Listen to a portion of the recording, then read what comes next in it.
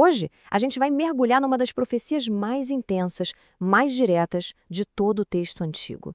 É quase um grito de justiça que, acredite, ecoa através dos milênios. Olha, a profecia já começa com tudo. Não é uma canção de niná de jeito nenhum. Começa com um rugido, um bramido. A imagem é a de um leão, sabe? Poderoso, prestes a atacar. Isso já define o tom na hora. O papo aqui não é sobre paz, mas sobre um acerto de contas que tá para acontecer.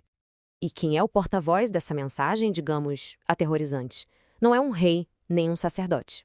É Amós, um pastor, um cara do campo. E o texto ainda nos dá uma referência de tempo bem sinistra, 2 anos antes do terremoto. É como se a própria terra estivesse prestes a rachar sob o peso dessas palavras. Então, nessa primeira parte, vamos entender como essa voz tão improvável, a de um simples pastor, foi a escolhida para anunciar a queda de nações inteiras, nações poderosas. É um contraste fascinante entre a simplicidade de quem fala e o peso do que é dito. E a estratégia de Amós é genial. Ele não começa apontando o dedo para o seu próprio povo, não. Ele começa com os vizinhos, os inimigos de Israel. O primeiro da lista, Damasco, a capital da Síria. E ao fazer isso, ele já estabelece um padrão, uma espécie de fórmula que vai se repetir várias vezes. Agora é aqui que a coisa fica muito interessante. Amós não está só listando crimes de forma aleatória. Ele usa uma estrutura retórica muito precisa, quase como uma fórmula de tribunal.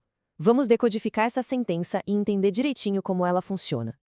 Essa aqui é a frase-chave. Por 3 transgressões e por 4. Isso não é matemática, tá? É uma expressão da época que significa que a medida do erro, do pecado, simplesmente transbordou. A paciência divina chegou ao limite. A 4ª transgressão é a gota d'água. É o ponto a partir do qual não tem mais volta.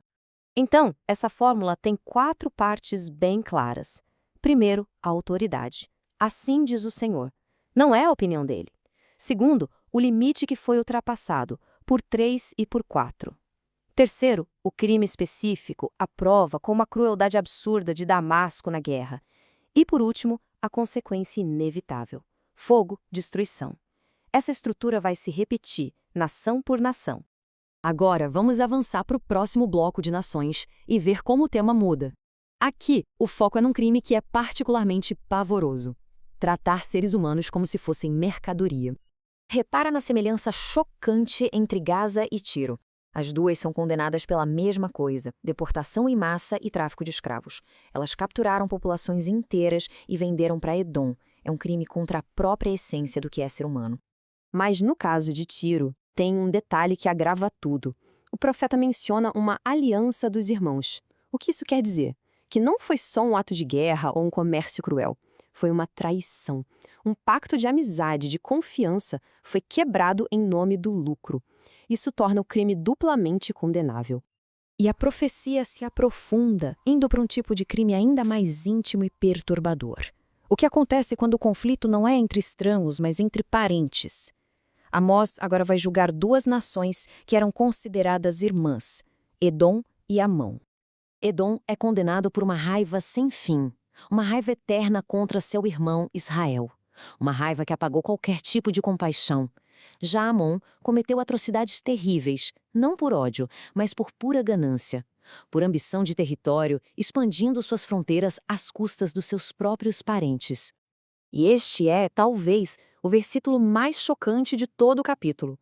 A acusação contra Amon é de uma brutalidade que a gente mal consegue descrever, visando não só os vivos, mas as gerações que ainda nem tinham nascido. Tudo isso em nome de mais terra. A imagem é tão forte que dispensa qualquer comentário. Ok, agora vamos juntar todas essas peças.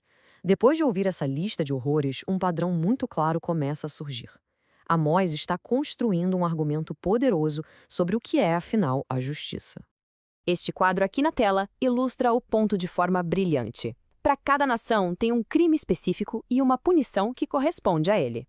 Crueldade, tráfico de gente, traição, ódio, crimes de guerra. A conexão entre a ação e a consequência é direta, é implacável e vale para todo mundo. E aqui está o pulo do gato, o ponto central de tudo.